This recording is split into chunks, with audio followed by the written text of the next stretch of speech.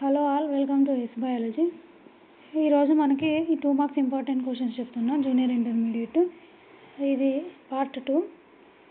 So next question వచ్చేసి మనకి differentiate between actinomorphic and zygomorphic flower.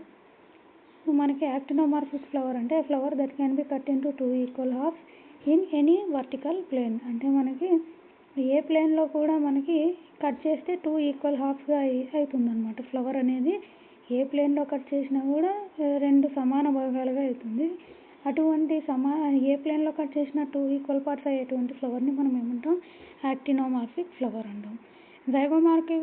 Zygomorphic flower అంటే flower that can be cut into 2 equal halves in 1 vertical plane. అంటే మనం ఒక vertical ప్లేన్లో మాత్రమే 2 ఈక్వల్ హాఫ్స్ అవుతుంది. అటువంటి ఫ్లవర్ని జైగోమార్ఫిక్ ఫ్లవర్ అని అంటాం. అదే మనం వేరే ఇంకేదైనా ప్లేన్లో కట్ చేసినా ఈ ఫ్లవర్లో మనకి 2 ఈక్వల్ హాఫ్స్ అనేటివి రావన్నమాట. అందుకని ఇది ఓన్లీ 1 వర్టికల్ ప్లేన్లో మాత్రమే 2 ఈక్వల్ హాఫ్స్ అవుతుంది. కాబట్టి దాన్ని మనం ఏమంటున్నాము? జైగోమార్ఫిక్ ఫ్లవర్ అంటాం. 1 వర్టికల్ ప్లేన్లో 2 ఈక్వల్ హాఫ్స్ అయితే అది జైగోమార్ఫిక్. ఎనీ వర్టికల్ ప్లేన్లో మనకి 2 ఈక్వల్ హాఫ్స్ అయితే అది యాక్టినోమార్ఫిక్ ఫ్లవర్.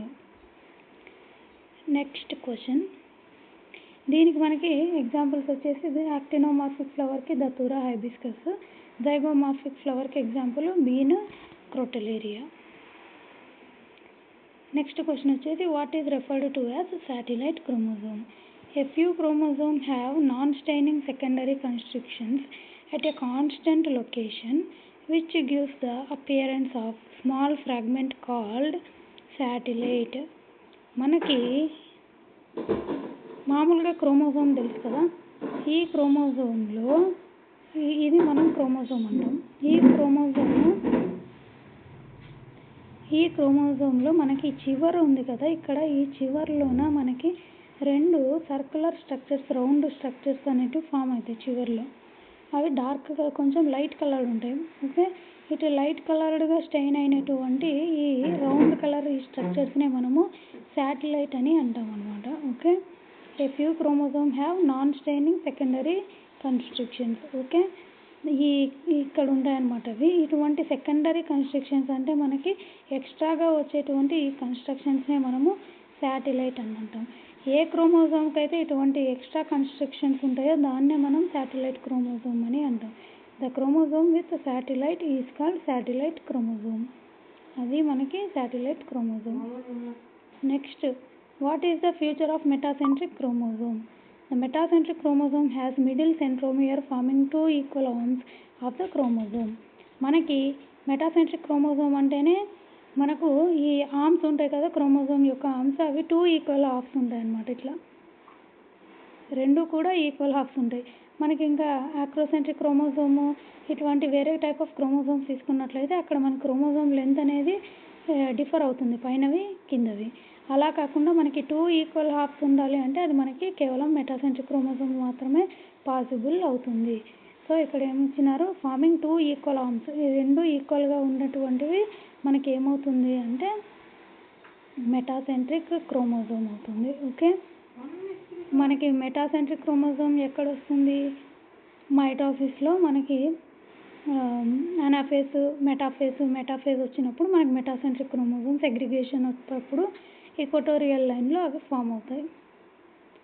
నెక్స్ట్ వన్ వచ్చేసి hydrophytes show reduced xylem. Why? మనకు హైడ్రోఫైట్స్లో రెడ్యూస్డ్ జైలం ఉంటుంది, ఎందుకు అని అడుగుతున్నారు.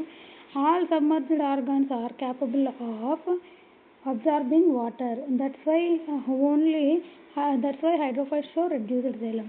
మనకి హైడ్రోఫైట్స్ అంటేనే మనకి వాటర్ ప్లాంట్స్ కదా, వాటర్లో ఉన్నటువంటి ప్లాంట్స్. ఆల్రెడీ ఆ ప్లాంట్స్ వాటర్లో ఉంటాయి కాబట్టి ఆ ప్లాంట్లో ఉన్నటువంటి ప్రతి ఒక్క ఆర్గాన్ కూడా they are capable of absorbing the water. It doesn't play any much role in absorbing water. అంటే మనకి జైలం అనేది ఏమవుతుంది అంటే, జైలం మెయిన్ రోల్ ఏంటి మనకు? Absorption of water, transport of water కదా. ఇంకా మిగతా అన్ని పార్ట్స్ అదే అబ్జార్ప్షన్ ఆఫ్ వాటర్ ప్లే చేస్తున్నప్పుడు ఇంకా మనకి జైలంతో పెద్ద పని ఏమి ఉండదు. కాబట్టి జైలం అనేది హైడ్రోఫైట్స్లో రెడ్యూస్ అయి ఉంటుంది. సో నెక్స్ట్ క్వశ్చన్ వచ్చి మనకి explain the zwitter ionic form of an amino acid. Amino acid యొక్క జ్విట్టర్ అయానిక్ ఫామ్ ఏంటి అని అడుగుతున్నారు. ఇక్కడ ఏంటి అంటే at a specific pH the amino acid carries both the positive and negative charges. మనకి మొత్తం పాజిటివ్ నెగటివ్ రెండు చార్జెస్ ఈక్వల్గా ఉంటే అటువంటి దాన్నే మనం ఏమంటాము, జ్విట్టర్ అయాన్ అని అంటాం. దీన్నే డైపోలార్ అయాన్ అని కూడా అంటాము. at a specific pH the amino acid carries both positive and negative charges in equal number and exists as dipolar ion. Dipolar ion ఫామ్లో ఉంటుందన్నమాట. ఏది మనకి అమినో యాసిడ్ అనేది. ఓకే, అటువంటి ఫామ్లో ఉన్నటువంటి దాన్ని మనం జ్విట్టర్ అయానిక్ ఫామ్ అంటాం. మామూలుగా అమైనో యాసిడ్ స్ట్రక్చర్ ఏంటి, అమైనో యాసిడ్ స్ట్రక్చర్లో మనకు ఒక అమైనో గ్రూప్ ఉంటుంది, ఆ తర్వాత కార్బాక్సిల్ గ్రూప్ ఉంటుంది. Amino group, carboxyl group. Amino group వచ్చేసి మనకి basic group, carboxyl group acidic group.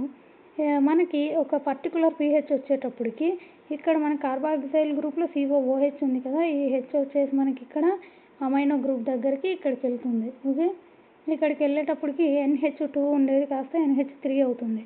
అంటే ఇక్కడ ఒక ప్రోటాన్ని గెయిన్ చేసుకుంది అది. ఓకే, ఇక్కడ ప్రోటాన్ గెయిన్ అయింది కాబట్టి ప్రోటాన్ ఛార్జ్ ప్లస్, ఇక్కడ ఇది ఒక ప్రోటాన్ని లూజ్ అయింది కాబట్టి ఇది మైనస్.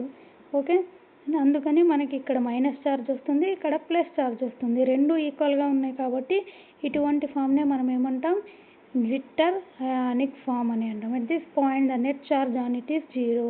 ఇటువంటి ఫామ్లో మనకి నెట్ ఛార్జ్ అనేది ఎలా ఉంటుంది, 0లో ఉంటుంది. ఓకే, దీన్నే మనం ఏమంటాం, జ్విట్టర్ అయాన్ అంటాం, అమినో యాసిడ్ యొక్క zwitter ion. So next question వచ్చేసి ఏంటి అంటే మనకు యాంథర్ గురించి అడిగినారు, pollen grains. A anther has 1200 pollen grains. ఒక యాంథర్లో మనకి 1200 పాలన్ గ్రెయిన్స్ ఉన్నాయి.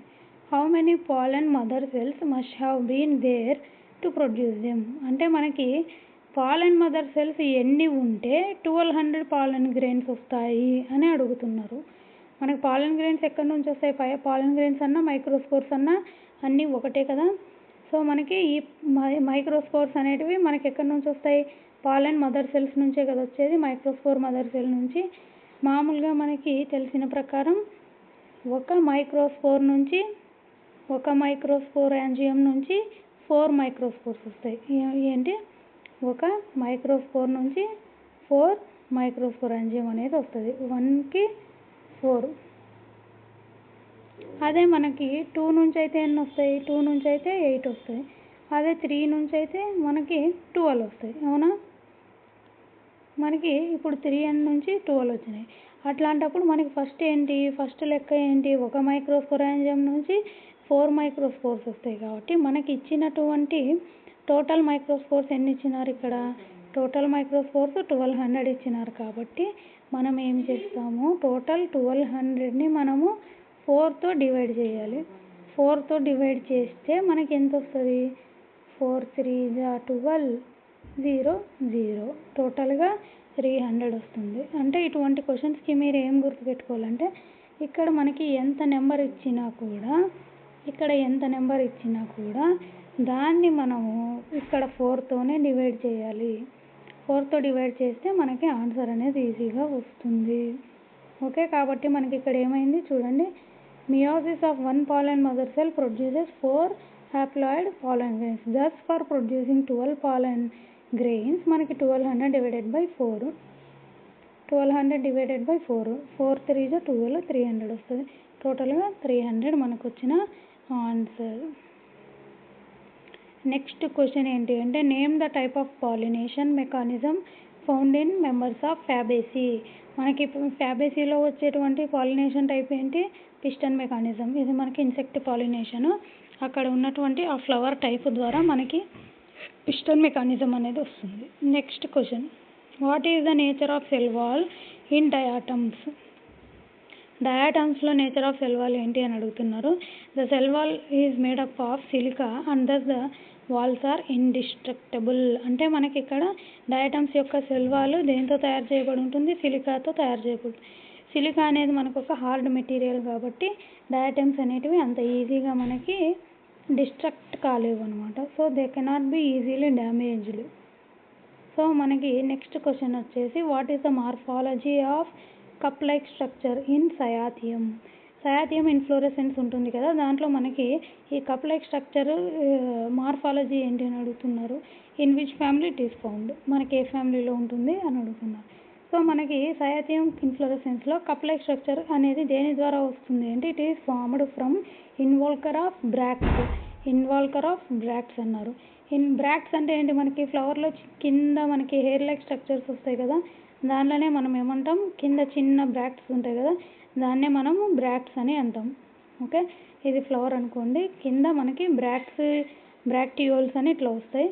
సో దానిలోనే మనం బ్రాక్ట్స్ అంటాం. ఇన్వాల్కర్ ఆఫ్ బ్రాక్ట్స్ అంటే గ్రూప్ ఆఫ్ బ్రాక్ట్స్ని మనం ఏమంటాము అంటే ఇన్వాల్కర్ అంటాం. ఇక్కడ చూసినట్లయితే మీరికి బ్రాక్ట్స్ యొక్క గ్రూప్నే మనం ఇక్కడ ఇన్వాల్కర్ అని అంటున్నాం. Involucre of bracts it is seen in Euphorbiaceae family.